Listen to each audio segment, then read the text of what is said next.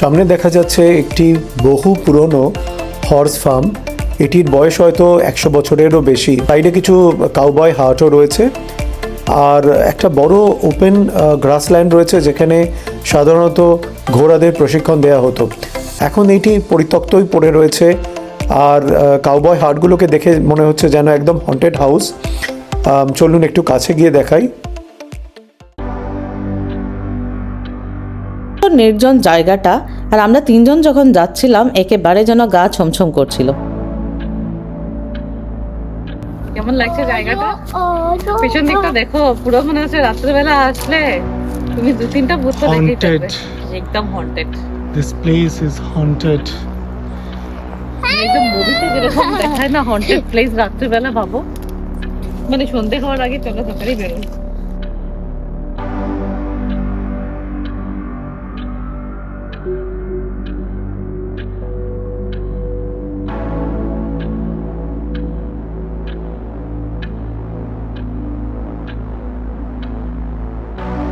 একটা অদ্ভুত গা ছমছমে নিস্তব্ধতা সারা জায়গাটার।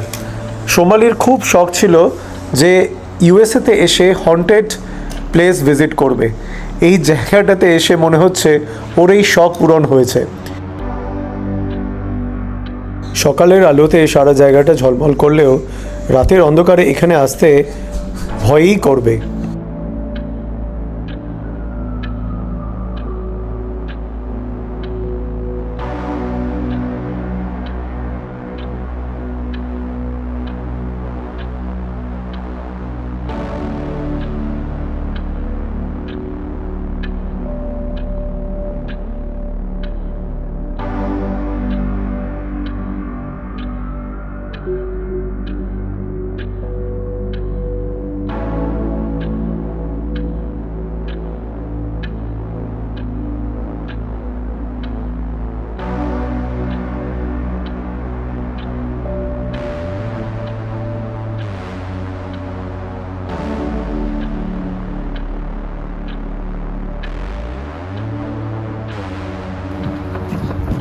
অবনী বাড়ি আছেন?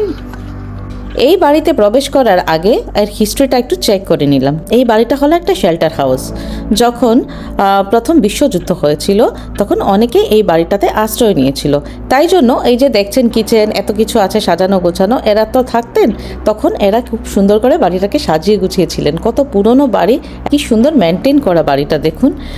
এটা হলো একটা কিচেন, এখানে বেসিন করা আছে, তার সাথে দেখুন উইন্ডো, কি সুন্দর চেয়ার টেবিল, মানে এটা ডাইনিং টেবিল। তার সাথে কি সুন্দর র্যাক রাখা আছে, একেবারে যেন ওয়েল মেনটেন। এখানে মনে হচ্ছে দেখে এখনও যেন কেউ আছে। এটা একটা ফায়ার প্লেস। সাথে কিছুদিন আগে হ্যালোউইন গেছে, কি সুন্দর একটা কুমড়ো সাজানো।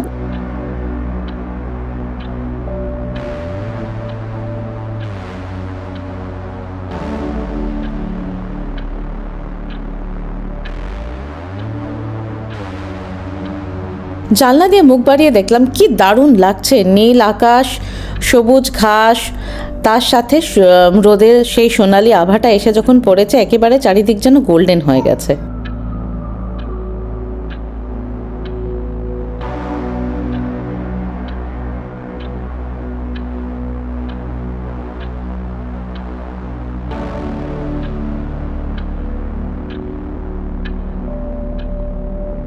এত পুরনো বাড়ি কিন্তু এত সুন্দর ব্যালকনির ব্যবস্থা দেখে আমি একেবারেই স্তম্ভিত। দেখুন কি সুন্দর। আর চারদিকে আরও অনেক বাড়ি ছিল যেগুলো মেনটেনেন্সের অভাবে এখন একেবারেই ভেঙে পড়ে যাচ্ছে।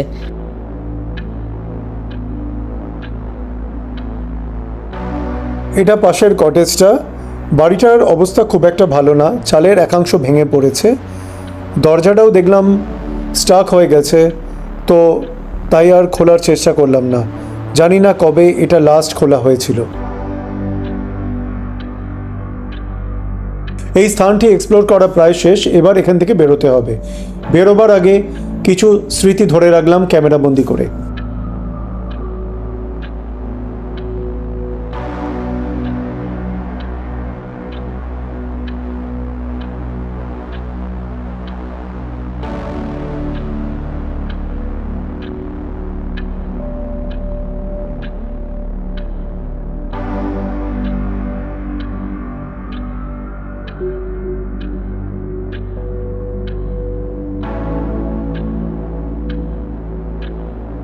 এটা হলো একটা পুরনো ঘাস কাটার মেশিন, কি সুন্দর এখনো এটা আছে। এই উডেন বেসটা কিন্তু কোনো অ্যাওয়ার্ড পোডিয়াম ভাববেন না, এটা হর্স মাউন্টিংয়ের জন্য ব্যবহার করা হয়। এই পুরো ট্রেলটাই 35 মাইলস। তো অবভিয়াসলি আমরা 35 মাইলস তো হেঁটে যেতে পারবো না, আমাদের যতটুকু সম্ভব হেঁটে যাব। অনেকেই দেখলাম সাইকেল নিয়ে যাচ্ছে, তাই জন্য এই ট্রেলটাতে হাঁটবো না করেও অনেকটাই কিন্তু হেঁটে নিয়েছি। শ্রেয়ানও আমাদের সাথে পাল্লা দিয়ে অনেকটাই হেঁটে নিয়েছে। সামনে যেতে যেতে দেখলাম একটা ছোট্ট ব্রিজ আছে, তারপরে দেখলাম ব্রিজের নিচে একটা ছোট্ট খালও আছে, কিন্তু এখন আর খালটায় জল নেই। কোনো একটা সময় হয়তো বর্ষাকালে এখানে জল থাকে।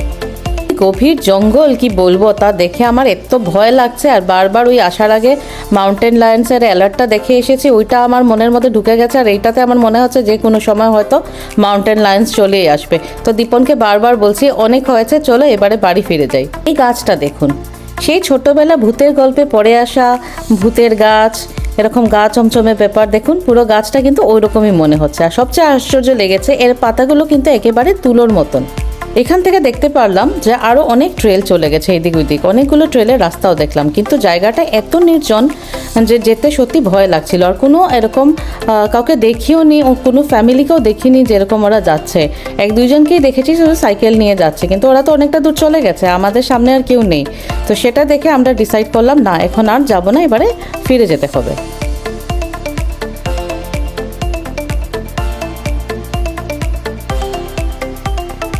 অবশেষে কয়েক মাইল হেঁটে সেই ফার্ম হাউসের জায়গাটা যেখান থেকে এই জঙ্গল ট্রেলটি শুরু করেছিলাম সেখানে ফিরে এলাম। ফেরার পথে এই জায়গাটা দেখে আবার একটু ভিডিও শ্যুট করে নিলাম, খুব ভালো লাগছিল দেখে।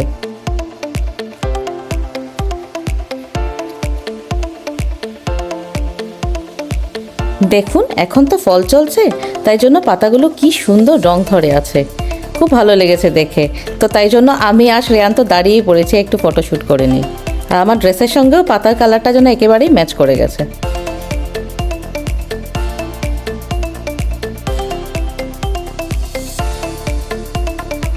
সুন্দর জায়গা ছেড়ে যেতে কি আর মন মানে বলুন, তবে তো ফিরতে হবে। কিন্তু তাই জন্য যে সমস্ত জায়গা খুব ভালো লেগেছে সেই সমস্ত জায়গাগুলোকে একদম স্মৃতি হিসাবে ক্যামেরাবন্দি করে নিলাম।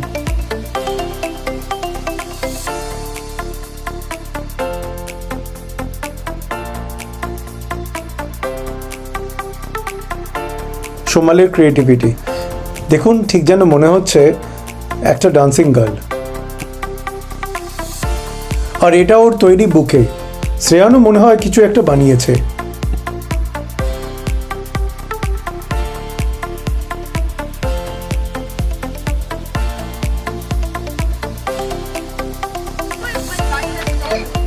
সন্ধে প্রায় 4:30 মতন বাজে। দেখুন একেবারে অন্ধকার হয়ে আসছে। তো ওইটাতে একেবারে জঙ্গল ছিল, আমরা বেরিয়ে চলে এসেছি, বাড়ি যাব।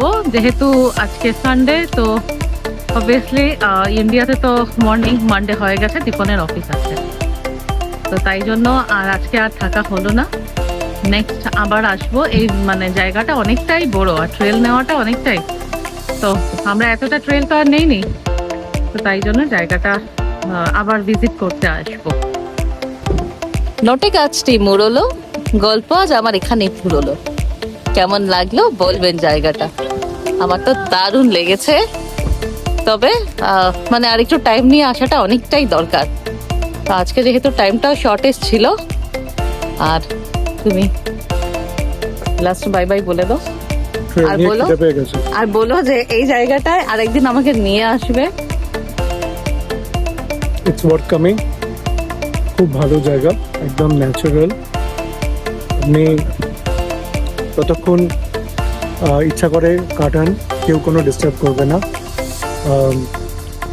লটস অফ গ্রিনারিজ, ভেতরে কিছু ছোট ছোট ক্রিক আছে যেগুলোতে এখন শীতকালের জন্য জল শুকিয়ে গেছে, বাট নিশ্চয়ই বর্ষাকালে জল থাকে।